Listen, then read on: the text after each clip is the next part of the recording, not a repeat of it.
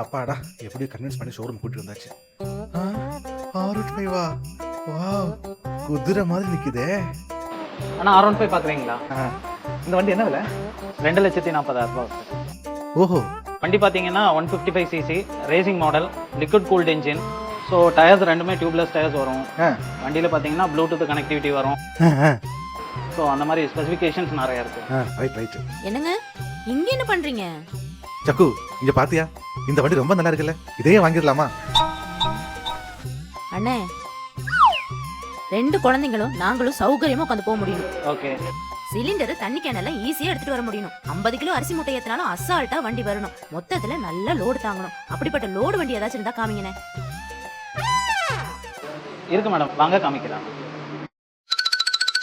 தடவனது போதும், வாங்க. இதா வந்துட்டேன்.